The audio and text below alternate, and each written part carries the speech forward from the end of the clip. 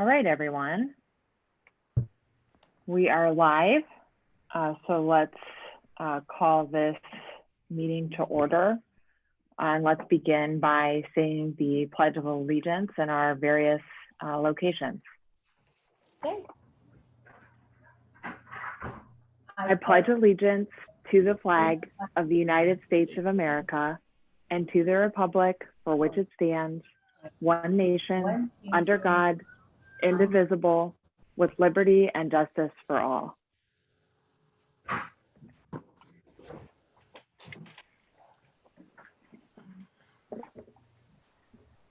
Let's also have a brief moment of silence, please, for the Portage County residents who lost their lives this week battling the COVID-19 virus.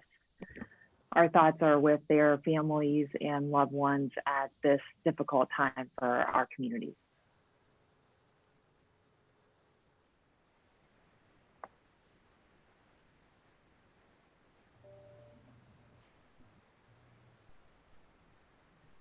Thank you. All right, let's recess into solid waste. Move to approve the minutes of June 4th, 2020. I will second. Roll call, Amy? Vicky, Yes. Sabrina, Yes. Kathleen. Yes. Move to approve the June 11, 2020 bills as presented by the county auditor. I will second. Roll call, Amy? Vicky, Yes. Sabrina, Yes. Kathleen. Yes. Move to approve the June 11, 2020 journal vouchers as presented by the county auditor. I will second. Roll call, Amy? Vicky, Yes. Sabrina, Yes. Kathleen. Yes. Move to approve the June 11, 2020 then and now certification as presented by the county auditor. I will second. Roll call, Amy? Vicky, Yes. Sabrina, Yes. Yes. All right, Bill, you are up for discussion items. Okay, the first discussion item are the public hearings for the rate and charges. We've had some discussions, and with everything that's going on in the world right now with the COVID-19, the high unemployment rate throughout the state and throughout the nation, we're recommending that we postpone holding these public hearings for rates and charges to either the end of this year or early 2021, when hopefully things calm down, the unemployment rate decreases, we get more guidance from the governor's office as far as public meetings, sizes, and locations. We had set up school systems when we first started this, and obviously when the school systems closed, we went to public parks, and then we decided on Zoom, and then the unemployment rate really skyrocketed. So it's just our recommendation. We hold off on these until such times that allow us to, present these maybe where everyone can attend or whatever form we decide to do. I think that makes a lot of sense, Bill. And I think too, I know that it was important to us that we wanted to try to also have the hearings in the communities and where residents would have ease of attending. And I think, in this time with the limitation on mass gatherings, it makes sense to delay and hope things turn around quickly. Hope we get into a position where we can have in-person public hearing again and be out in the community talking to residents where they're impacted. Right. Mhm. I agree. So we're in Great. agreement that we'll just go ahead and hold off on the public hearings and rates and charges until a later date. Yeah. Yeah, and just keep it, obviously we'll keep it on the radar, but Right. Right. we'll just constantly reevaluate where we are Sure. when the governor lifts that order and bring it back before the board. Perfect. And the CDC increases the gatherings from 10 because because I'm sure we'll have more than 10. So, Yeah, hopefully as things open, we don't see a drastic upturn in cases and things like this, but I think it's wise on the commissioner's part just to put this on pause for right now, especially when we're looking at public health issues. So thank you for doing that. Item number 2 is Brimfield Recycling. We have drafted, the team has drafted a letter that would be sent to the Brimfield Township trustees. I personally apologize that we got it out to you so late last night, but it is in draft form. If you're comfortable with it, I will put it on district stationery, sign it, PDF it, and then email it with a read receipt to all 3 of the trustees. This is an outpouring of the fact that we cannot hold rates and charges. So this was what we came up with to handle the recycling situation in Brimfield. As you're all aware, we've been doing this at no cost, and we just simply cannot continue this moving forward. the question I have, Bill, is it references it's an extension. Normally an extension is an extension of the already existing terms. This is not an extension. This is like a new contract because it doesn't begin until July 1st. Their contract ended December 31st. So it wouldn't be an extension as it's referenced. I think Well- the intent is all of the other language that's in the existing contract would carry forward. And the only change would be from weekly to bi-weekly at the rates that are as close as we can get to what they're paying now. Yeah, but how is this different from what was proposed almost a year ago that we did not come to an agreement on? Their services are being reduced and their cost is increased. They're going to bi-weekly versus weekly at $231 a week. And we're doing $3 per month for 6 months. And then for the next 6 months into the new year, it's increasing again to $375.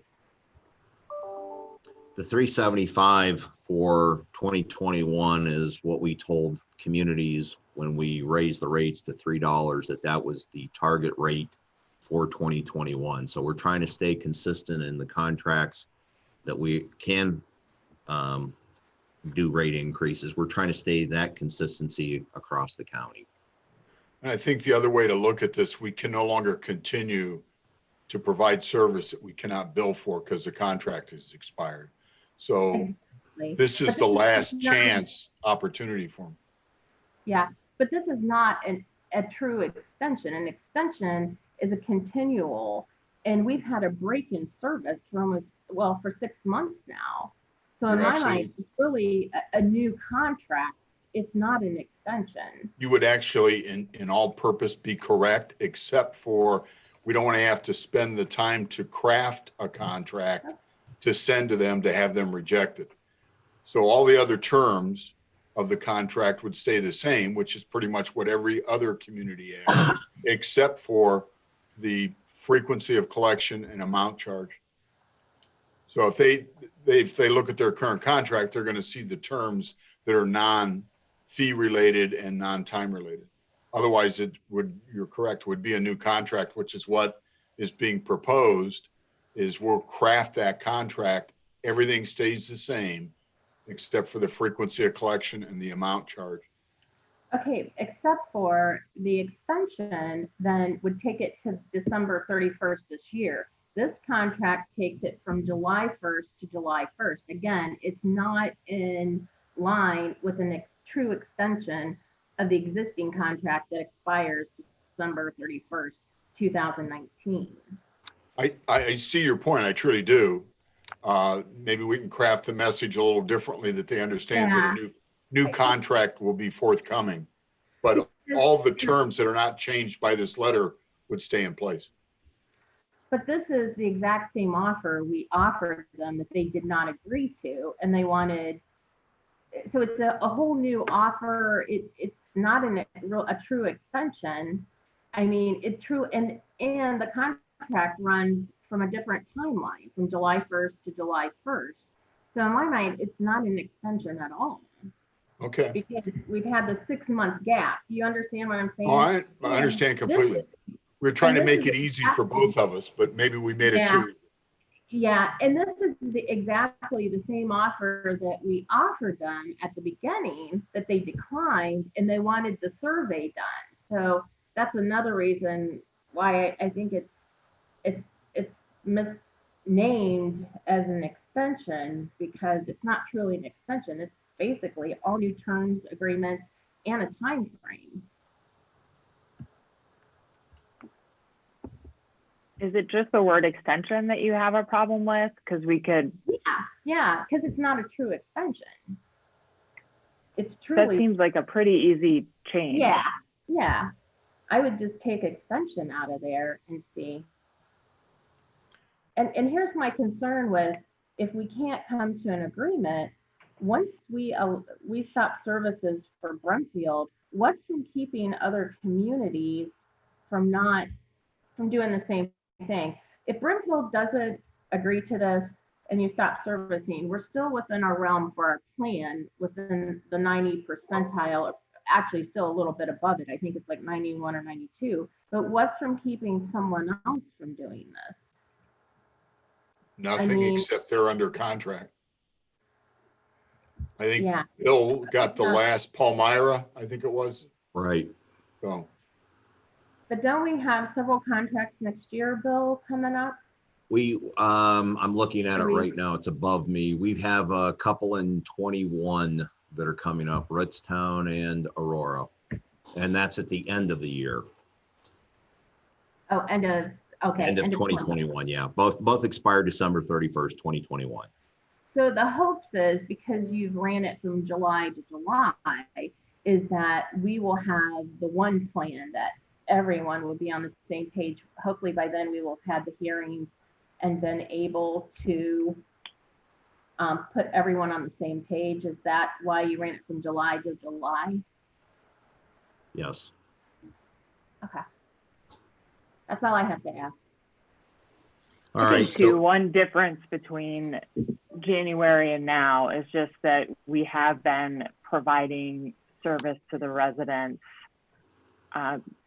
courtesy of the county, as we struggled through this public hearing process and having to pool public hearings. And hopefully, in light of the pandemic and the circumstances that we're under, it is a slightly different time and circumstance, and hopefully the trustees will see the goodwill we've extended with the service that's continued, and they will continue the service for the residents. That's my hope. Certainly it's up to them, but we're in a different time now, and hopefully we can all come together and do what's best for all of our residents. That's all I have, Bill. All right. I think it's good, and if we change, I think if we just Yeah. change the word extension. How about if I do this, I'll modify it, get it to Gene, and we'll review it, and then I'll still send it out as I planned. Put it on district stationery, read receipt to all three trustees. Sounds I think good, that Bill. makes sense. All right, perfect. Thank you. Thank you. Everyone have a great day. You too. Thanks, You Bill. too. Thanks. Bye. Bye now. Do we have a motion to adjourn solid waste? So moved. I will second. Roll call, Amy? Vicky, Yes. Sabrina, Yes. Kathleen. Yes. There's Brad. Good morning, Brad. Morning, Brad. Morning. Morning. I think we have a couple of other of our folks who should be with us here. Make sure they're there. See Diana, I see Nick, and I see Dennis. We're in good shape. All right. Thank you for having us. Let me start off here. Yeah, welcome, everyone. I'm Brad Earhart. I'm the president of the Portage Development Board. Our agency administers the county enterprise zone property tax abatement program. I'd like to give a special thanks out to Diana Frelli, our economic development specialist, for her expertise in putting this package together today. I'd also like to introduce two other folks to y'all. Dennis West is the Economic Director for the Ravenna community, which comprises of the city of Ravenna and Ravenna Township. And I'd also like to introduce Nick Brenner, the real estate representative of Menards. Welcome, Nick. Let me start off here. The project is going to be located in the city of Ravenna, right off of Ohio Route 88, which is also known as Freedom Street, I believe, in the city of Ravenna. It will be a combination distribution and manufacturing facility. It will be a rail user. The total investment is $51.7 million, which will create over the next 3 years 90 jobs for a total annual payroll of $3.49 million. Now I'm going to turn it over to my colleagues here. Mr. West will talk about the project from a community perspective, and then Nick will talk about it from a company's perspective. So Dennis, take it away. Thanks, Brad. Thank you for allowing me to be part of this. And I just want to thank Menards for their working with us through all this process. It's a long process. I know they began this process about 4 years ago, looking for a site search in Northeast Ohio. And it's been exciting to be able to work with the representatives and the company and all the economic development partners that are involved in this.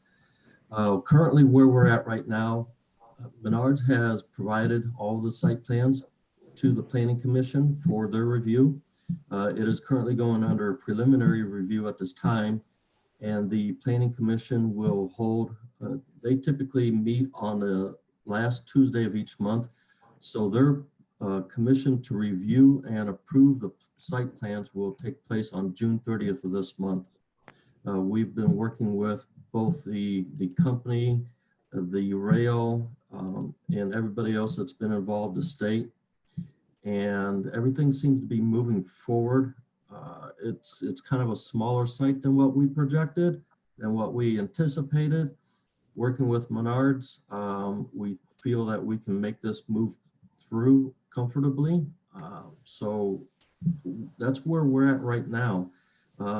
In the first 6 months, it's been a hectic 6 months for everybody.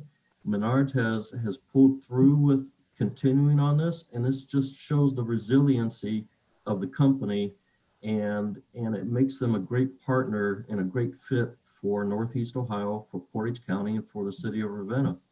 So on behalf of the mayor, Frank Seaman, we wish to thank you for all of your patience and working diligently with us and through with us. And we look forward to a continued relationship. Nick? Nick? Hi, everyone. Nick Brenner with Menards. You know, it's great to finally be here. As Dennis said, that we've been looking in this region for a good part, about 4 years. We looked at a number of sites, and for one reason or another, we've had a lot of difficulty finding a site that that works for this particular project. And it was only last December, actually, when the existing building at 7154 came on the market. And I think it was about, I think I found that about a day after it came on the market, and we were under contract within a couple weeks. So it was something that as soon as we saw the land next to it. You know, I've been to Ravenna a number of times before this building came up, and it was something that we were very excited about. And we jumped at the opportunity. And that was back in this December. I don't know if I said that, but ever since we have been working with the state, with the city, with the county, trying to get all of our entitlements in place here so we can go ahead and proceed with this project. We are hoping to have everything wrapped up here by the end of the summer with our goal of starting construction next spring. It takes about a year to build these sites. There's a lot to it. So we wouldn't be looking for operations until about early to midsummer of 2022. Just to give a little background on the project itself. So there's a number of facilities and operations that come into play on this. One is that we have our truss manufacturing plant. That is actually what we're going to be using the existing building for. We're going to convert that into our truss plant. We also have our fleet maintenance shop as we call it, in that building as well. So any forklifts or trucks on site that need repairs, they will go there. Also, any trucks that travel to the stores, or any forklifts at the stores would come back to this facility too and get repaired. We also will be proposing to build about 150 to 200,000 square foot building, the most of which is going to be our concrete block and bagging plant. That is where we make, the pavers, retaining walls, edgers, your landscape block products that you're seeing home improvement stores. The other portion of the building is our distribution stock. So this is where we're going to ship out a lot of the products we make at this facility, and also some incoming trucks that bring in materials from vendors that get shipped out as well. And then finally, the last portion of the building is our wood recycling plant. This is actually a pretty cool and unique thing that Menards does. Any scraps that we get from our truss plant, any defect boards from the stores or anything like that actually comes back to the site. We grind those up and we turn them into mulch. So we recycle a lot of the materials that we make and any defects that come from the store. The last operational aspect of this project is our lumber transload facility. That is what we need the rail for. That is what has made finding a site in Northeast Ohio very difficult, is finding a site of 75 acres on rail that isn't wet or has some other impediment to it. But the Wheeling Lake area has been great to work with so far. They have agreed to restore the main line to get us up to this site. But this lumber transload will bring in lumber on rail and we'll transload it onto our trucks and head out to the stores for sale. As Dennis said, we usually look for about 75 acres here. We're at 62 for this particular site.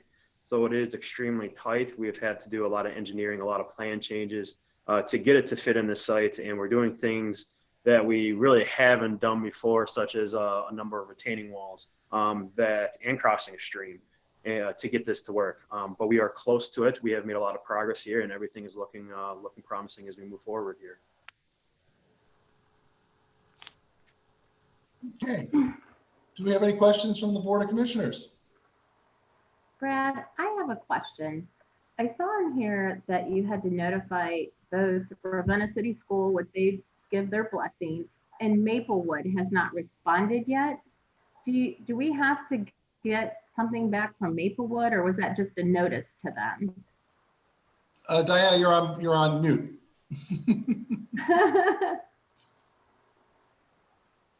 Okay. There Just you go. to Maplewood, they don't have to approve anything. Okay, Just the homeschool does. very good. Okay.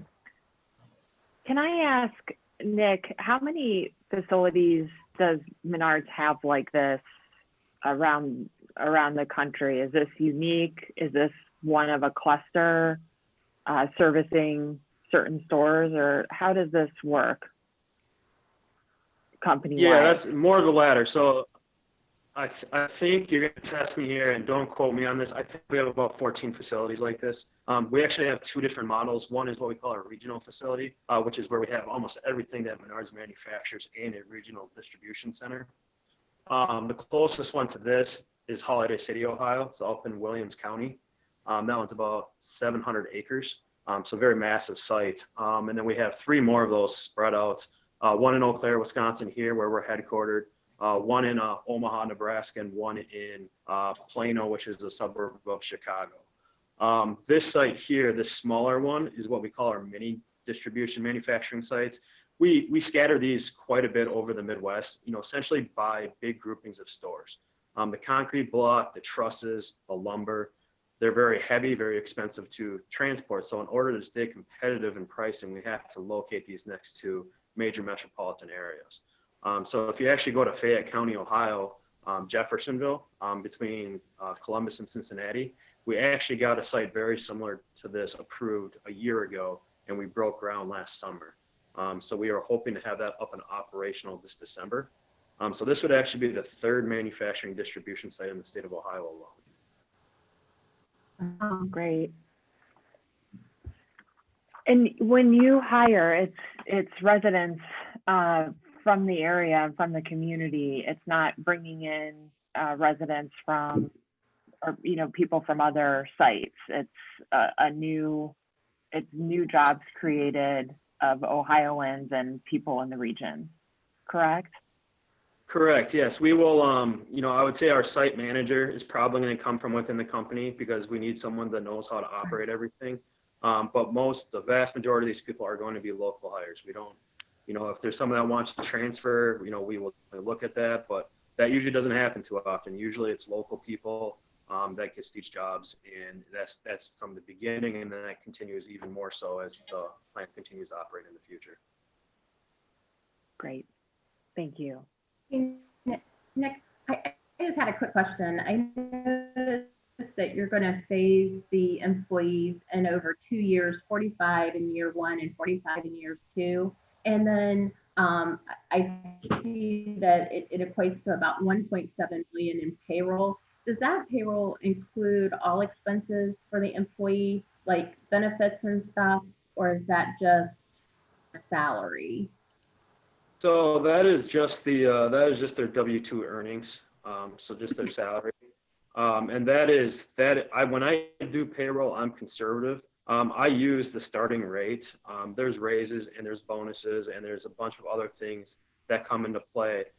So I mean, from year 1 to year 2, we are actually looking probably about another $100,000 increase in that number. But again, I don't want to.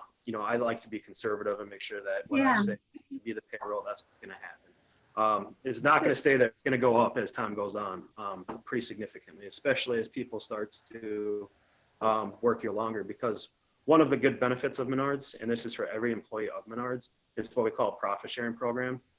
So every year that you work for the company, you get a certain percentage of your W-2 earnings as a bonus for that year. So the first year you get 2.5%.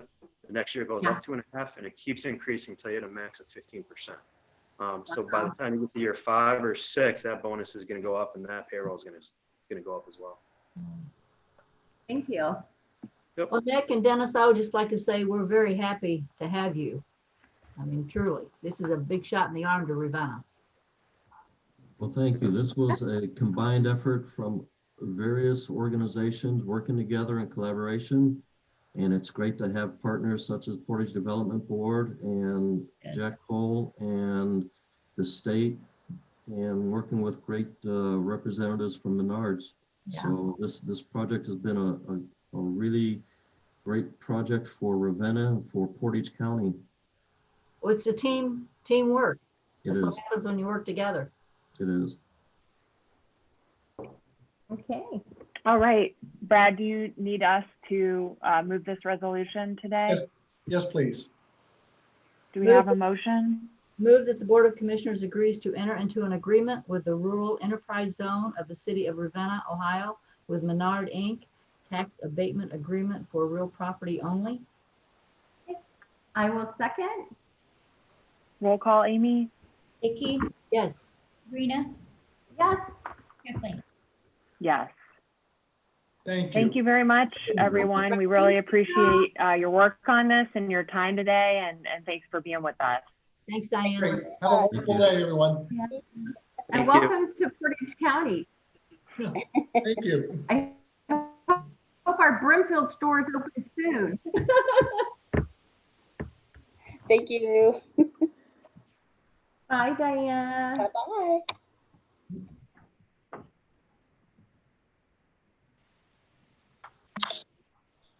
There's Joanne. Good morning, Joanne. Good morning. And Todd, is that who we have on the phone? Yep. You think I know your number by now, Todd? Okay. I let you in early, Todd. Okay. Joanne, we are ready for you. Okay. First item on my agenda is the labor attorney contract. In April of 2019, you presented an offer of employment to Mr. Wilkins to do labor negotiations. And that agreement was valid between April 15th of 2019 through March 31st of this year. So my question to you folks is, and because I know that you talked to him last week, I'm assuming you're going to want to extend it. And I'd like to know if we can do at least a 2-year instead of just a year. and I can get the paperwork and the contract and so forth ready. And I'm assuming he's going to be amenable to continuing. Yeah, I would be comfortable with that. Do we know about our budget for this and whether we came under or over budget Last year- for the last contract year? The last contract year, I set it up for 25,000 and you only used $3,014.48. Yeah, that's great. Yeah, and then that way, and I know that you weren't into, too much in negotiations and things like that, but I think that we'll start with putting that amount in again this year and see, and we can amend it to add additional funds if more conversation goes through with labor talks. But I saw the letter that was prepared for the unions, and I'm thinking that maybe there won't be a lot of time spent, so we should be okay for this year. And then if this is going to be a 2-year contract, it would go into then the 2 years, unless you want to make it any longer. The last Tabowski contract we had, it was for 3 years. Do you know what we spent the previous year around, like before 2019? No, and I didn't check that, not off the top of my head. If that's an easy Okay. figure to get, I can get that and email it to you guys Okay. so that you have it if you Okay. want. It sounds like the he was- switch that we made was a cost savings. So, Well, you and know, it I think was, that's, yes, he was getting an exact amount every month. It didn't depend on how many hours spent unless he was doing something out of the negotiation realm. And off the top of my head, I'm trying to remember what that amount was, but it was sizable as I recall. that's what I thought too. So we Yeah. moved from a monthly retainer with extra Yes. billable hours to billable Yes. hours, and we And you've saved a got- lot. You've got an hourly rate now, correct? Yeah. Okay, good. And you know I what, think we should continue. Yeah, I think we should do it for the 2 years, because I know with like the sheriff, isn't the sheriff contract towards the end of the year? This year, So correct? it always tends to carry over, so it wouldn't be good to switch in the middle of those negotiations, I would think. So, Is That's our fine. contract with the labor attorney cover the sheriff negotiations? Every contract, yes, ma'am. mhm.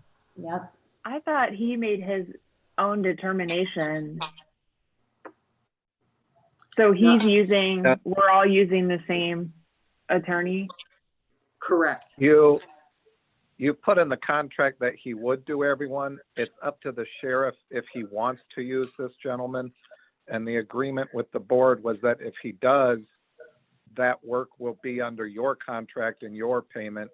If the sheriff chose to use someone else, he's welcome to do that, but it would have to come out of his appropriation. And Okay, of course, he didn't do that, so, yeah. okay. And I know that there was talk about, will they even start since he's leaving office, at the end of the year. So there's a lot that play into the sheriff's contracts this year. Okay.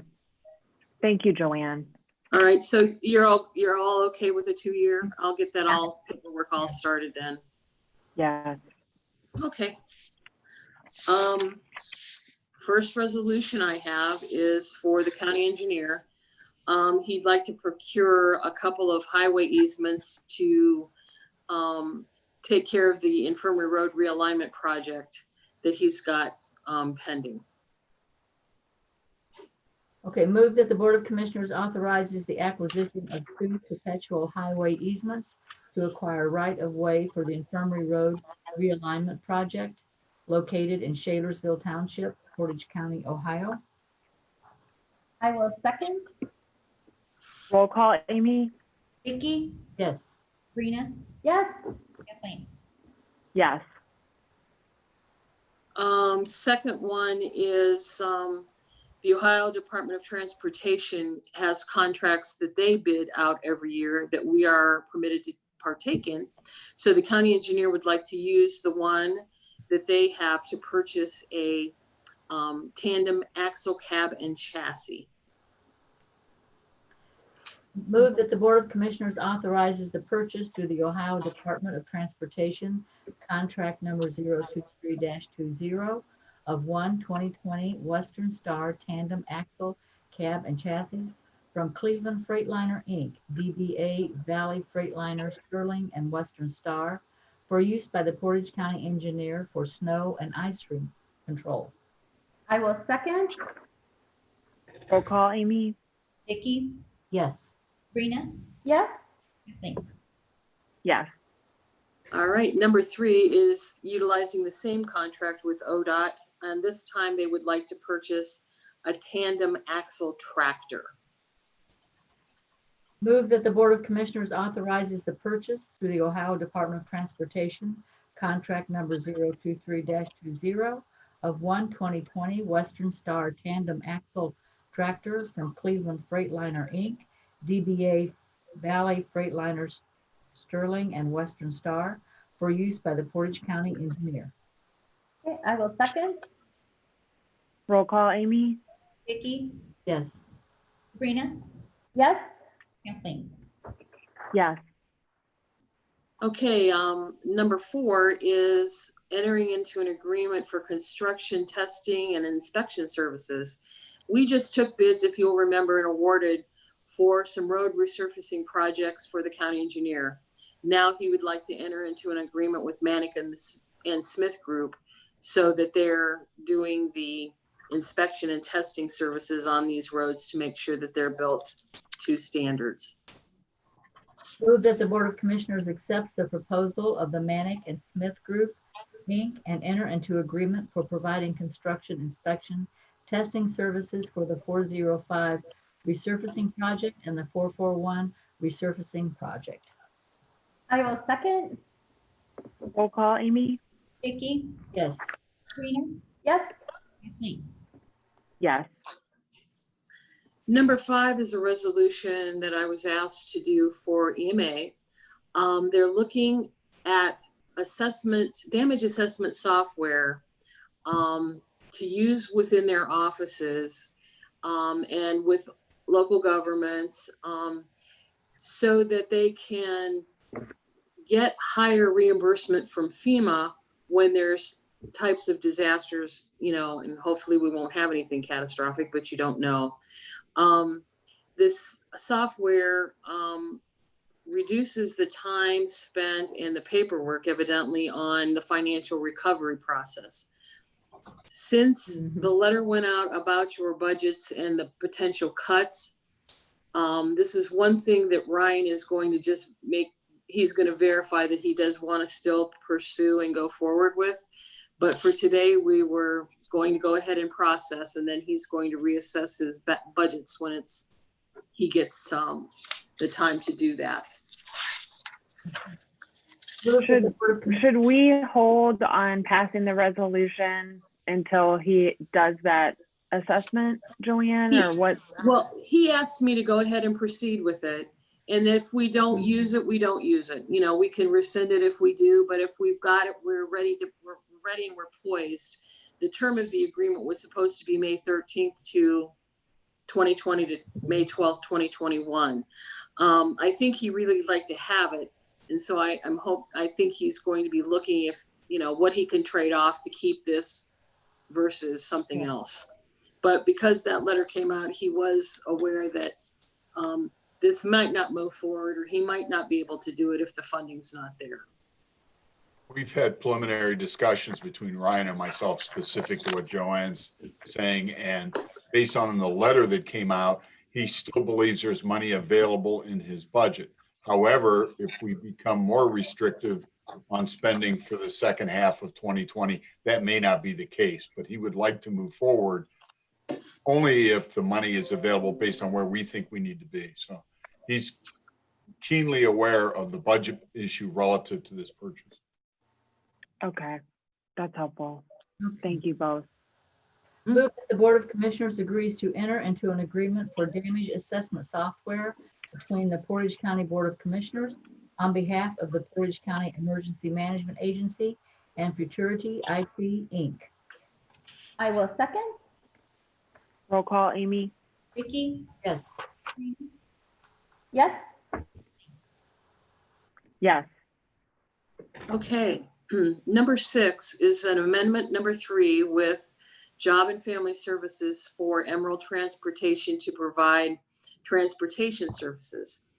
Now, in your meeting of 5/28 with Kelly Jo, she explained to you that this is paying the final invoices for May 2019 through April 30th of 2020. And she held off doing this amendment to make sure that all of the invoices were in, so that they wouldn't have to do another one. And this is to pay off the final contract amount. Move that the Board of Commissioners agrees to enter into amendment number 3 between Portage County Board of Commissioners on behalf of Portage County Job and Family Services and Emerald Transportation to provide transportation services. I will second.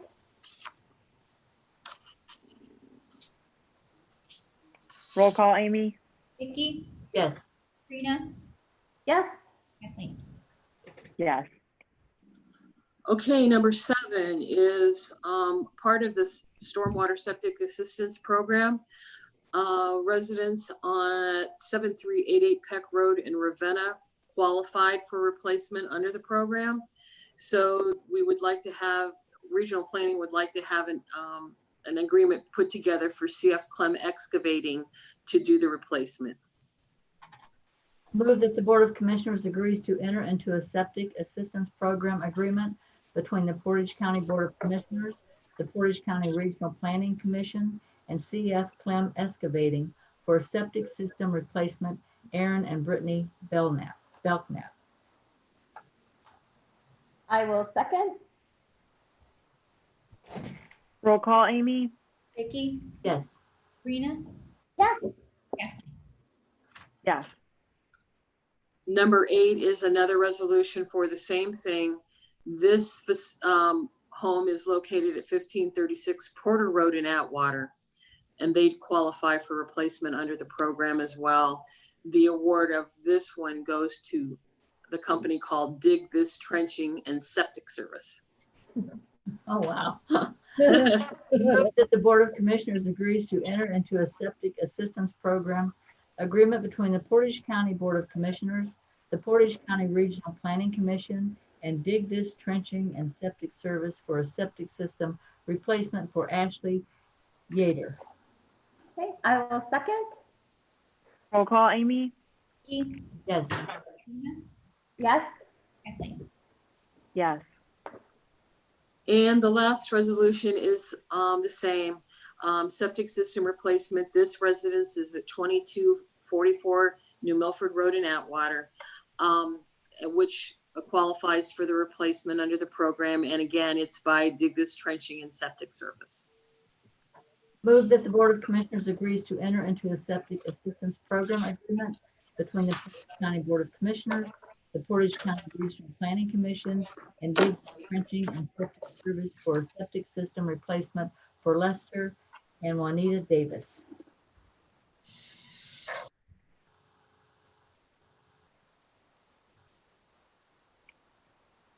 Their second?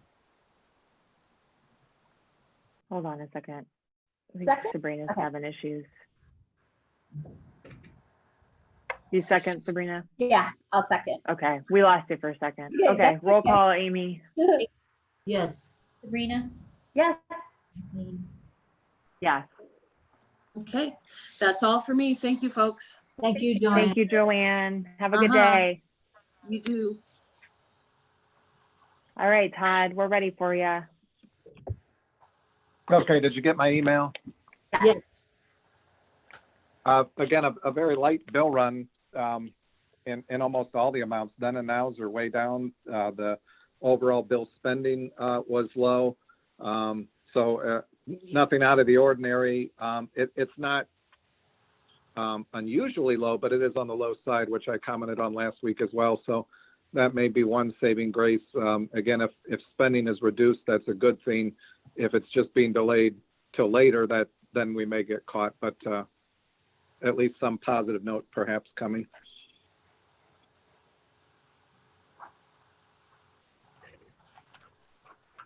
Okay, move that the Board of Commissioners agrees to approve the Thursday, June 11, 2020 bills, ACH payments as presented by the county auditor and reviewed by the Department of Budget and Financial Management.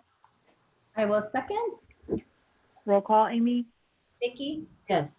Sabrina, Yes. Kathleen. Yes. Move that the Board of Commissioners agrees to approve the Thursday, June 11, 2020 wire transfers for health benefits as presented by the county auditor and reviewed by the Department of Budget and Financial Management. I will second. Roll call, Amy? Vicky, Yes. Sabrina, Yes. Kathleen. Yes. Move that the Board of Commissioners agrees to approve the Thursday, June 11, 2020 journal vouchers as presented by the county auditor and reviewed by the Department of Budget and Financial Management. I will second. Roll call, Amy? Vicky, Yes. Sabrina, Yes. Kathleen. Yes. Move that the Board of Commissioners agrees to approve the Thursday, June 11, 2020 then and now certification as presented by the county auditor and reviewed by the Department of Budget and Financial Management. I will second. Roll call, Amy? Vicky, Yes. Sabrina, Yes. Kathleen. Yes. Do you want to comment on 5, Todd? You'll recall the email from Vic indicating that he had, I believe it was 3 murder trials currently underway. Those require a little bit more expenditures regarding witnesses and all those type of things. And in fact, he has exhausted his budget line for expert witnesses, yet still has the cases to go. And so he had asked originally for 30,000. Well, he didn't ask for that. He indicated that it could be up to that amount. And so Gene recommended we put in the 15 now. And then of course, if he needs more later, we would still do that again. Right. You know, didn't he say we normally just budget 5 for that and we've always been okay, but this is just an extraordinary year? That's a normal year, yeah. Now that we've had a couple other capital murder trials last year. There was the Kent State with those 3 gentlemen. That we went over then and budgeted specifically for that case as well. But yeah, this is unusual that we've had so many cases all at once. And he has, I want to say 3 or 4 expert witnesses with quite a bit of bills associated with them. So. Okay, move that the Board of Commissioners agrees to amend the General Fund 2020 Annual Appropriation Resolution number 19-0947, adopted December 19, 2019. I'll second. Roll call, Amy? Vicky, Yes. Sabrina, Yes. Kathleen. Yes. Move that the Board of Commissioners approve the May 2020 adjustments to the Portage County Water, Portage County Sewer, and Streetsboro Sewer billing accounts as reported on the adjustment reports submitted and reviewed by the Department of Budget and Financial Management. I will second. Roll call, Amy? Vicky, Yes. Sabrina, Yes. Kathleen. Yes. I believe that's everything for me, unless you have any questions. Thanks so much, Todd. Thanks, Todd. Thank you, Todd.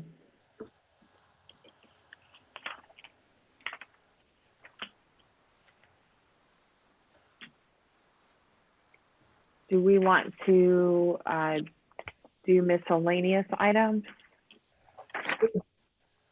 while we wait for our public hearing? Sure. Yes. Okay. The Board of Commissioners approves the May 28, 2020 and June 4th, 2020 regular meeting minutes. Okay, I will second. Roll call, Amy? Vicky, Yes. Sabrina, Yes. Kathleen. Yes. Move that the Board of Commissioners approves the proposal to cooperate with Ohio Department of Transportation Project POR-SR 14 PID 102234 in the Streetsboro Regional Sewer District Number 4, City of Streetsboro. Okay, I will second. Jean, did you have any comment on that? If you We have remember, the memo, right? yeah, last week we passed a resolution proposing the bids go out, and I think that's in process right now for the water line relocation. We're anticipating about a $300,000 savings by not going through this process and in essence, getting out of ODOT's way. The problem with this little piece of it is there's no way to get out of their way. It's their construction has to sequence with relocation. So it is the mandatory we have to pay, and cooperation is entitled to ODOT. So it's supported. Okay. Thank you. Roll call, Amy? Vicky, Yes. Sabrina, Yes, Kathleen. Yes. Move that the Board of Commissioners acknowledge receipt of the June 2nd, 2020 certificate of the county auditor that the total appropriations from each fund do not exceed the official estimate resources for the fiscal year beginning January 1, 2020, as presented by the Portage County Auditor's Office. I will second. Roll call, Amy? Vicky, Yes. Sabrina, Yes, Kathleen. Yes.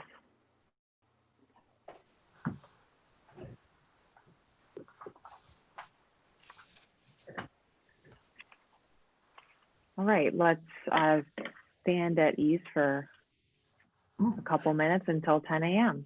oh, you know what, Kathleen, I think Gene wanted to mention something about the wearing the mask he wanted to talk about. I'd sent some information earlier this morning.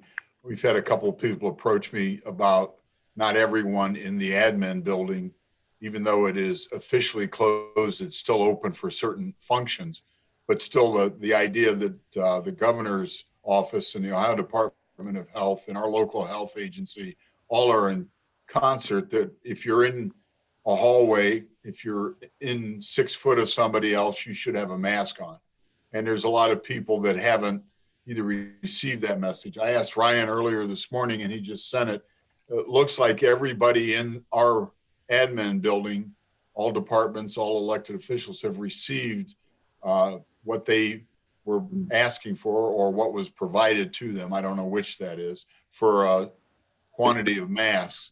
What was provided in the email this morning was what was published by Ryan when the reconstitution plan was sent out as a draft. So I think maybe what we need to do is a little personal one-on-one and talk to folks and say, if you're an employee here, you're supposed to be wearing a mask. Here's the exception. If you're in your office and nobody's with you, you don't need to wear it. Like I'm sitting in the office right now. However, if somebody were to come in, I should pick up my mask and put it on. It's to protect them from any potential that I may be carrying the virus but not know it. I could be asymptomatic. So at this point, I think maybe a little door knocking would be in order. And I just wanted to let you know that I was going to start that process before too long. Sure. Sounds like a good idea. Yeah, thank you. I think it's important. And I've been in the building and seen some people wearing them and a couple not. So I think that those reminders would be helpful. Okay. And the one other piece All right, I I'm think good. Oh, go ahead, is Pete. important is, and I think we either need to provide a justification that they're not wearing it. There may be medical reasons, there's a whole host, but if somebody is not wearing it, as the employer, we're supposed to provide that justification in writing. So I think maybe that's going to help stimulate some of this mask wearing. Great. All right, I'm going to admit Todd into the meeting. okay. Hi, Todd. Hey, guys. Morning. Morning. Hi. Hi, Lisa. Hi, Oh, hi, Lisa. I'm here.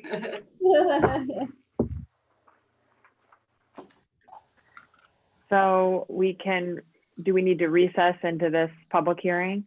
Yes. Okay. So we will recess into the public hearing.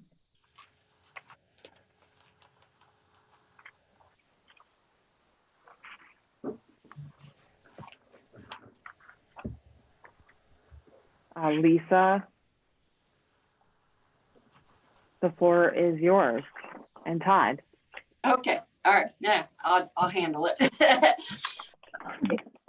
This hearing is to seek citizen input and discussion of the 2020 Community Development Allocation Grant. The activities include the Haven and Portage County Water and Sewer Improvement Project in the amount of $225,200. I had to round the number. When I put the number in that was submitted as part of the proposal, it rounded the number. So that's what it rounded to in the system, just so you know.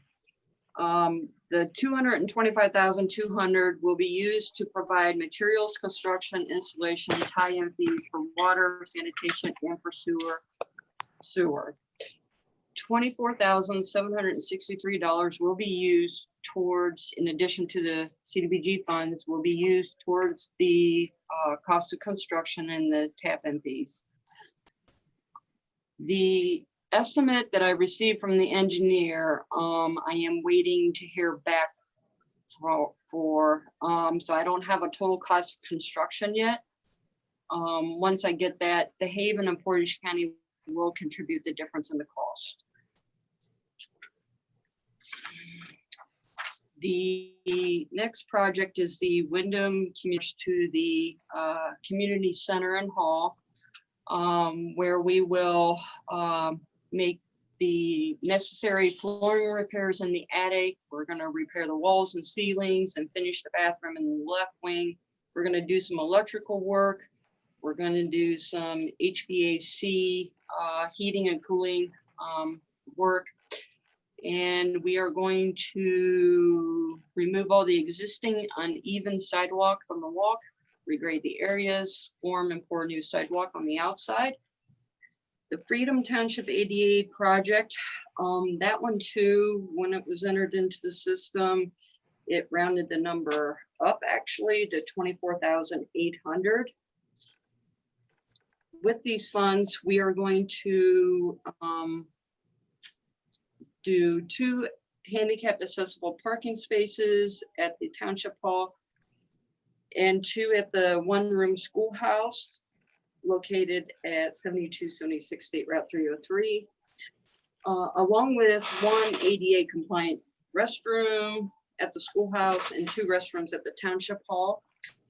At the Township Hall, they also need to have the, need to replace a deteriorating ramp and railing so they can be in compliance with the current ADA standard. The renovations of the schoolhouse and the grounds will be used to host programs, exhibit historic artifacts relating to Freedom Township.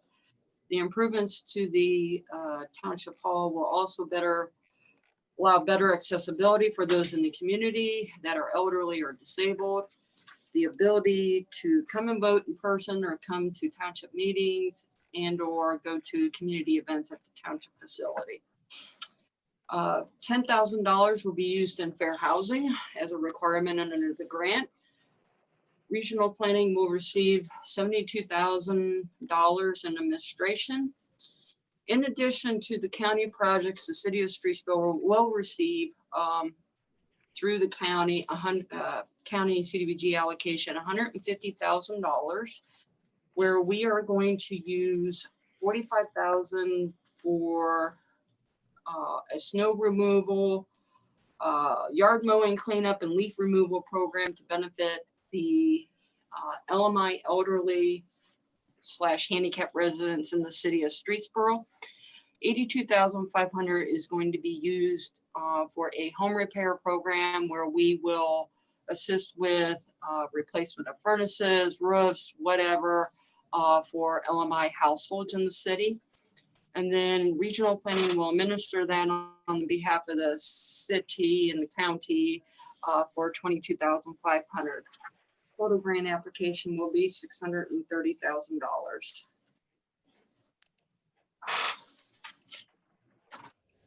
Are there any questions? Yeah, do you guys have any questions? I have a question, and Lisa, about these descriptions. Is it possible to edit these, or Oh, actually, this is just a abbreviated version or a version that I use just for the handout. It's actually, the descriptions are different than what I'm putting in the application. Okay. Because I actually, on some of the activities towards the end, like the City of Streetsboro project, the Freedom 88 project, I changed it as well to get more information. But yeah, I can. Could I just flag for you, Lisa, for the final application on the Haven description?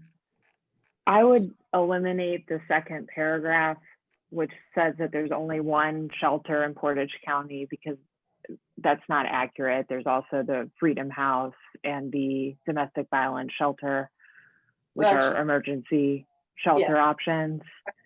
And the Miller House does not have a 30-day limit restriction. So if you eliminate that paragraph, you eliminate those pieces of information. And then I would also eliminate the second paragraph from the end. There's language there about shelters who take federal monies are forced to prioritize getting families out of shelters. Yeah. Not working on what got them there in the first place. I would take that sentence out and the sentence after it. And then I think it's fine. Okay. So you're leaving the last sentence in there, Kathleen, each homeless individual family needs one-on-one. Are you leaving that in? Yeah, there? I think that's okay to say. I just don't think the other stuff is necessarily accurate. Yeah, this narrative for the Haven is going to actually change a little bit there, especially with the funding, because like I said, I don't have all the costs. And actually the estimate that I have for the tap-in fees from the county, that was based on 64 persons versus 62. So that's going to be changing anyway, at least in that paragraph. Okay. Totally. And I got to change the amount of the RLF. Okay. So. Are we doing the resolution now, Kathleen? Usually you guys do it after the hearing. You don't do it during. After the hearing? Yeah. Okay. And then do Did it. we receive any questions from the public?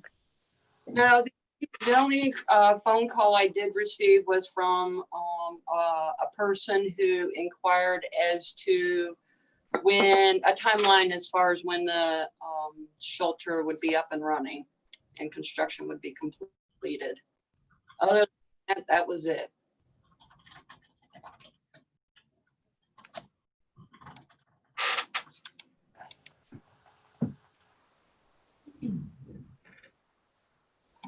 Okay. I have a question about the resolution, which I know is separate, but on the resolution, I did revise that the handout. well, there's the resolution in the handout. We got a revised resolution, didn't we? Yes, you did. Basically, if you're looking at the one in the handout, if you take out the second whereas, that is literally what I. That's what I thought. Okay. Do we have a paper copy of that, or it's just eliminating that second whereas? I emailed it to Amy and Julie. Okay. Amy, that's the revised one, is that correct? Yes. Okay. Okay. Okay. Okay. All right. Then We have to are there turn- further questions? I don't have any. No. No. Sabrina, are you trying to say something? Oh, yeah, I was just gonna say, I don't have any. Okay. Thank you. Got it. All right. Do we have a motion to adjourn the public hearing? So moved? Okay, I will second. Roll call, Amy? Vicky, Yes. Sabrina, Yes. Kathleen. Yes.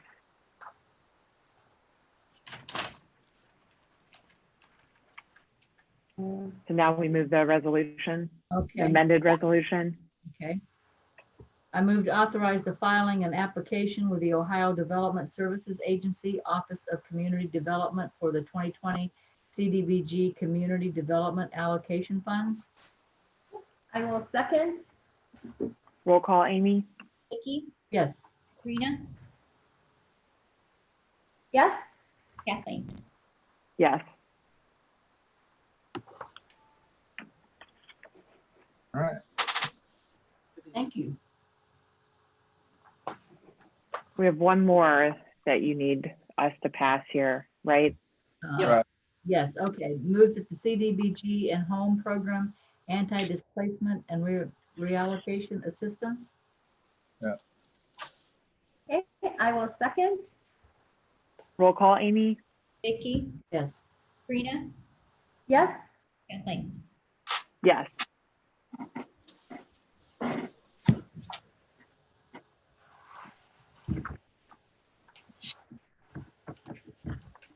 Let's pause for a moment and wait for 10:15. Okay.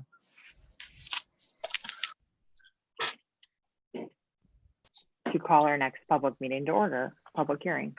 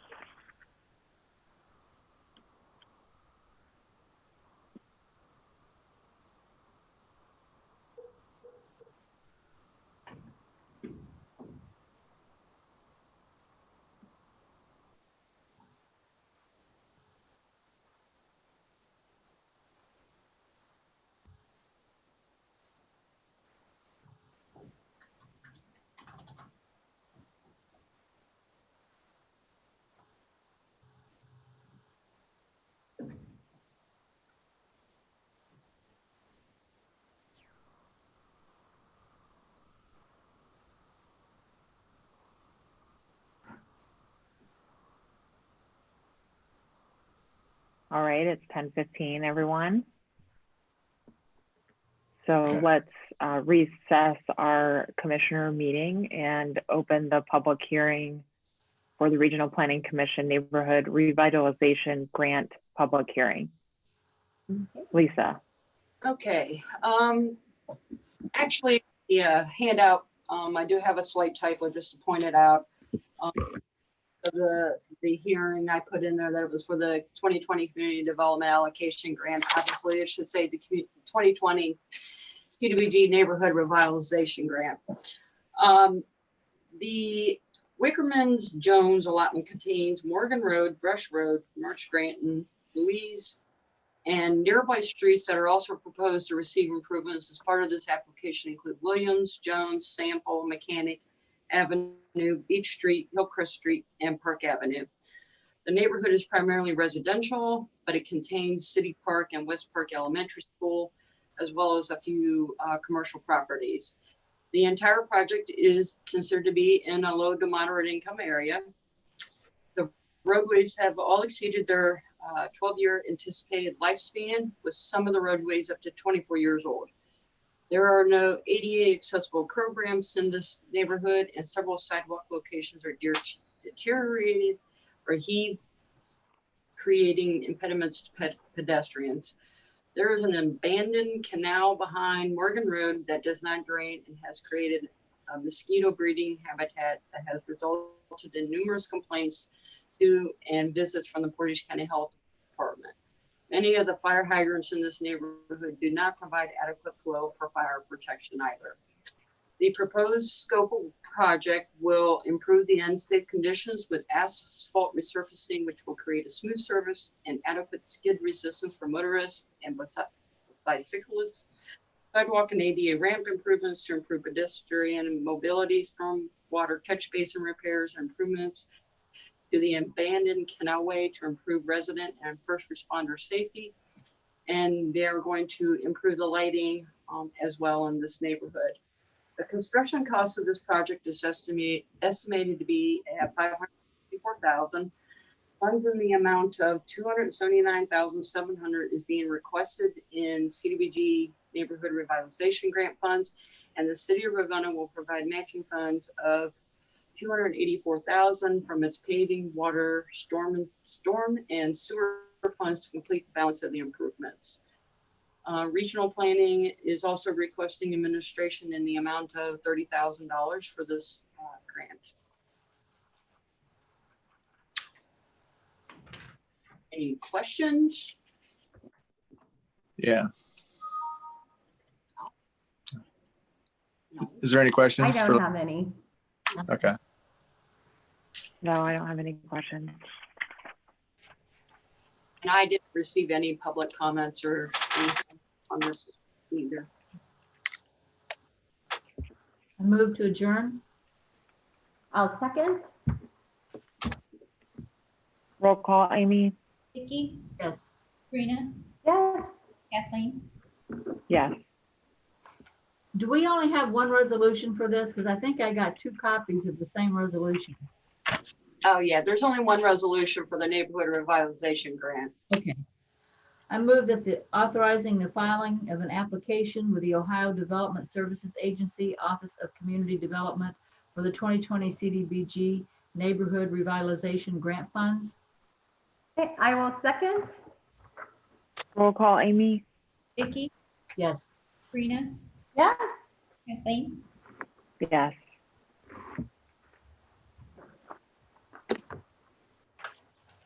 Yay. Thanks, Todd. Thanks, Lisa. Okay.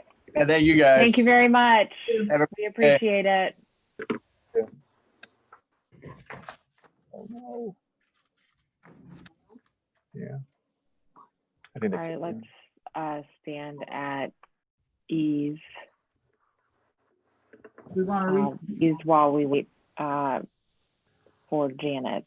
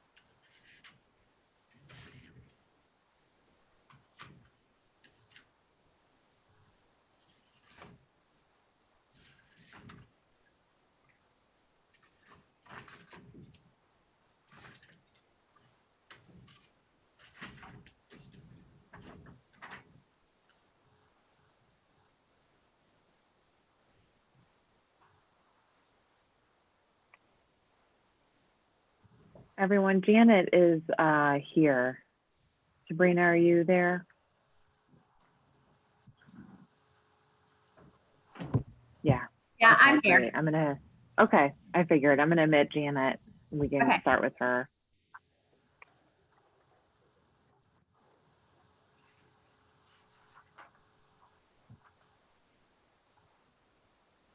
Hi, Janet. Good morning, Janet. Morning, everybody. We are running a little early today, so we're ready for you. Okay. I don't know if Randy is here yet. He's actually going to attend the first topic with me. If not, I could go on to my second one. Okay. And is he here Yeah, yet? let's go ahead. He's not here yet. No. Okay. Okay.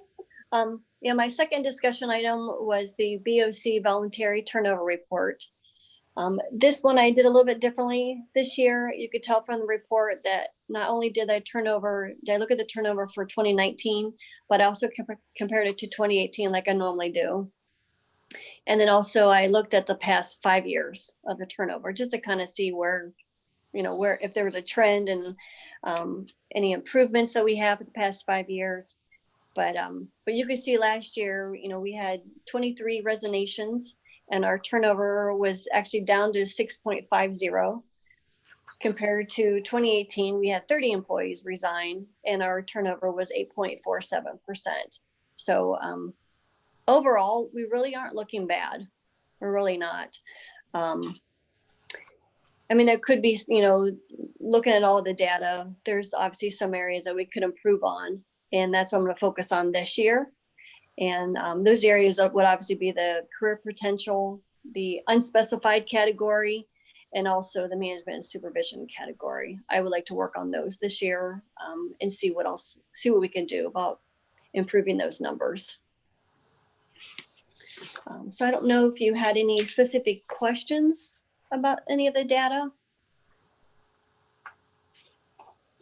I didn't have any questions, but I appreciated having the data and getting the report and seeing the comparisons. And I too thought that the numbers looked pretty good. And it's nice to see that I think we're at a 5-year low over the past year. And that's great. Yeah.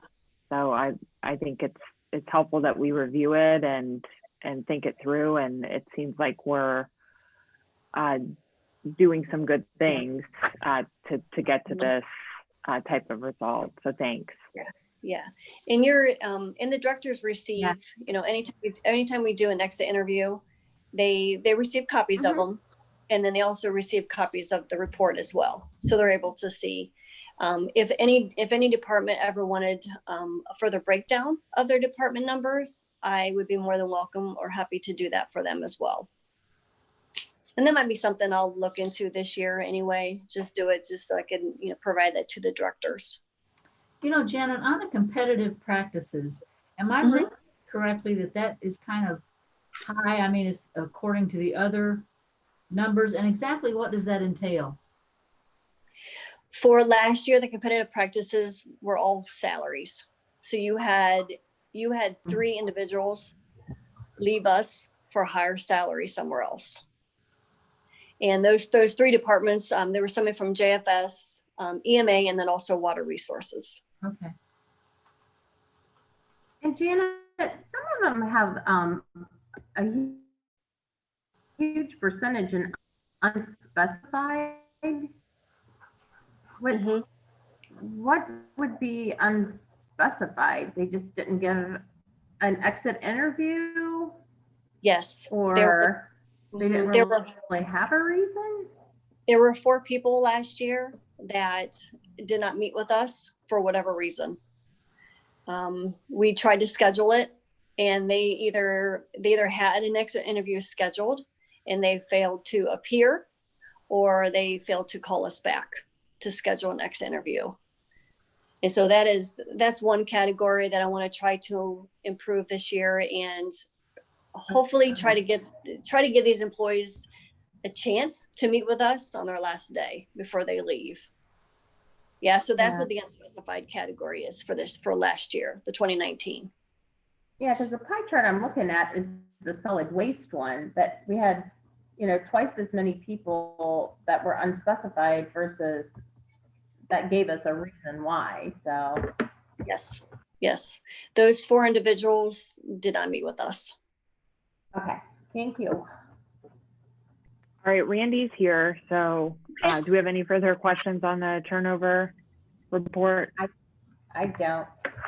No. Okay, thanks again, Janet, and we'll bring Randy in now. Okay.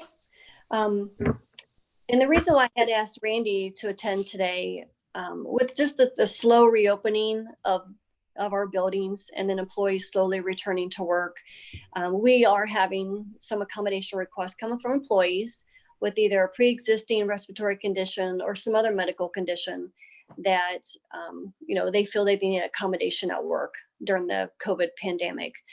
We did receive accommodation requests from a building department employee, and Randy is aware of it. Randy and we talked with the employee, and I just wanted to bring Randy in today just to really have a conversation with the board, just to make sure you're aware of the accommodation request, and just make sure you're okay with it. So Okay. I'll leave it up to Randy to go into some Good detail. morning, Randy. Good morning, everyone. Thanks for taking time to hear about us a little bit. Quick summary. When the COVID-19 activity started back in March, working with my office staff, the ladies in the office, what we did was we went on a bit of a rotating schedule so that they could telework from home a couple days a week, be in the office and alternate, so that it kept our distancing even better than it already is. Same thing with our inspectors in the field. I set up standards for them. They come into the office several days a week themselves on alternating days, so they're not on top of each other. And it's worked very well. And we haven't missed a beat in servicing the public and our clients. With all that said, my office manager has been at home under doctor's orders due to a prior respiratory condition. We'll simply say that, and we have that on file. And in about middle May, my office staff came to me. I didn't go to them, so I'm going to give them credit where credit's due, and said, the workload is so great. The amount of workload that we have coming in the door is exceptionally large. Of course, all the documents that we have to work with are tangible drawings, specifications. And they said, with upcoming planned vacations, what we'd like to do is just all of us come back in the office, regular hours, regular time, not telework. And they said, we're going to do that June 1st. And I said, fine, I appreciate, you thinking about that. And they did so. So they came back June 1st. The office manager still teleworking from home due to her prior condition. With vacations happening, there is a lot of work that needs to happen in the office. So the office manager has requested that she will telework from home approximately half a day. And the other half a day, which would be later in the afternoon when people start to leave the office, she'll come in and do the physical work that needs to be done by touching the documents, preparing them, getting things ready that just has to happen in the office. So I don't have a problem with that. I think it makes sense. I think it's logical, and it's concurrent with the plan to still allow teleworking from home for those who have a medical condition and have a need. And that way, when she's in the office, she'll be remote from other people and still suffice everything we're looking for. So we wanted to chat with you about that this morning, get your opinion, and not do something without you knowing what we're doing. Mm-hmm. Right. It seems to me, Janet and Randy, that request falls within the current telework policy that we still have in place. Mm-hmm. And we have a number of employees that, like Amy, who is working from home mostly, but there are just some things that she needs to be in the office for. So she comes in at specific times. And that, all of that falls, I think, within the telework policy as drafted, because we wanted to have that flexibility and we want to still encourage telework as much as possible. But am I missing something? Is there something here that it falls outside of that policy. Let me put it to you this way, Kenley. The only change would be is that the person might be in the office starting at maybe 3 or 4 in the afternoon and work till say 6 o'clock, which is beyond normal hours that we would normally work, but still putting in the regular, 8-hour day, if you will. So we just wanted to make you aware of that. We just didn't want to have anybody in the office after the regular hours doing some work on her own without your knowledge, but it's still daylight. We're not there in the middle of the night or anything like that. I thought it was a logical approach to this unique situation that we have in our office, and making you aware of it is the only purpose here. I think it does fall under the policy, but it's kind of just on the outskirts of it. So that's our whole purpose here in discussing this with you for a few moments. Right.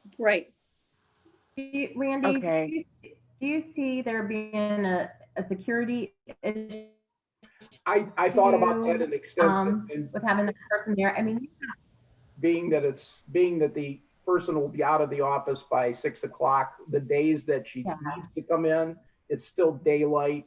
It's not, I'll have her just park, over in the bullpen area, and she's fine with that. She's been with us for almost 32 years doing the job, so I think we're okay. And besides that, I know it's going to be safe for her. yeah, and it's not like she's going to be dealing with the cash drawer or anything like that, correct? Okay. She's not touching. She's in a locked office doing document paperwork or entry of permits. No, not touching or coming in public. Everything's going to be totally locked down. Okay. And Randy, these hours, you recommend this to us. Is that correct? That is absolutely correct. I'm recommending it to you. And again, as I said, it's a twofold: to recommend it, but also feel that it's probably 90% under the policy, being that she's going to be there a little later. Just wanted to make the board aware of it so that you're aware and there's no questions to be asked later on. Randy, normally we do go with the recommendations of our directors unless there's something that's just outside and abnormal and can't do. So we take your recommendation seriously, and we think you've thought it out, and we appreciate you bringing it to us. Well, thank you. And again, it's just to keep the things flowing. We're exceptionally busy in the building department. Things have not slowed down. Our revenue stream is stable and solid. It's great. I think my forecast for this year is we're going to have a year like we had last year in revenue stream, which is certainly obviously good for everybody, our office, but the capital funding as well. And we'll keep you apprised of all of that. But business for construction in Portage County under our jurisdiction certainly hasn't slowed a whole lot, and we see more coming in every day.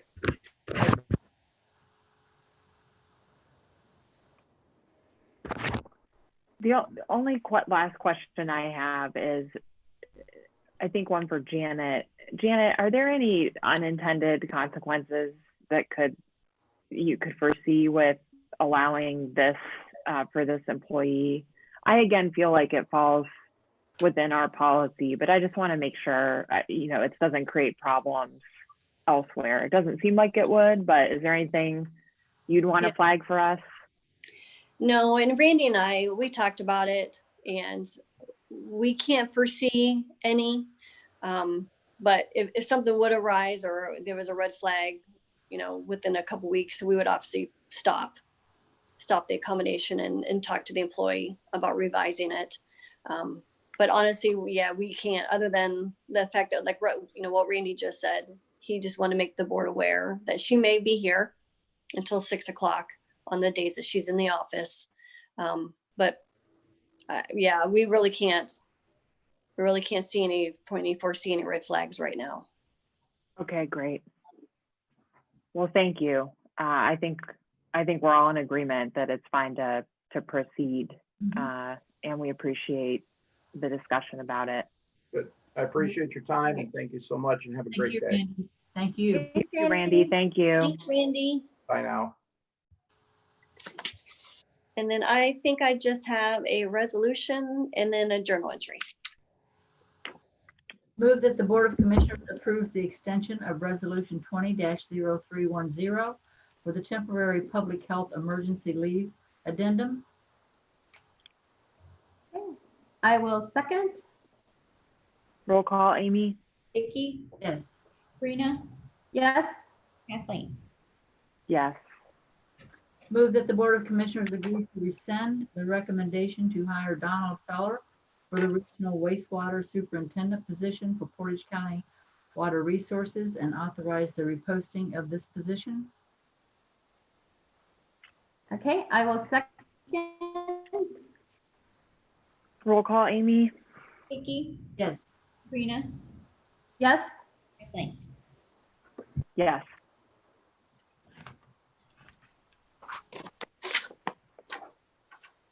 Okay. And I think Great, Janet. that's it for me.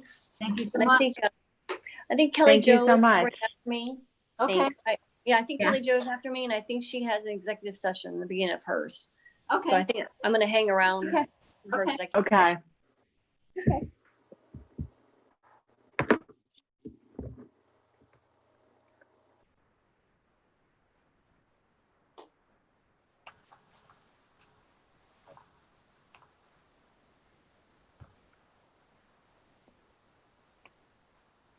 Is she here? Kelly Jo? Sue is here. Sue. Hi, Sue. Hi, sorry. That's okay. Good to see you. Hi. And Kelly Jo. We're not social distancing. Shame on us. I will in just a minute. Go away, Sue. Well, I was trying to mute it. Well, we're ready for you guys. Wait, you're muted now. Yeah. Am I good now? You're good. Yeah. Yes. Would it Kelly be possible? Jo, Oh, go ahead. oh, you go ahead. Would it be possible to flip the executive session to the beginning since Janet is hanging out with us and talk about? Yep, you took the words out of my mouth. We'll go ahead and Okay, do good. that. Okay. So I'll move to go into executive session for G1 to consider the compensation of a public employee. Second? Roll call, Amy? Kathleen, Yes. Vicky, Yes. Sabrina, Yes. Okay, great. Give me just a moment, guys, to stop the live stream. We'll be back.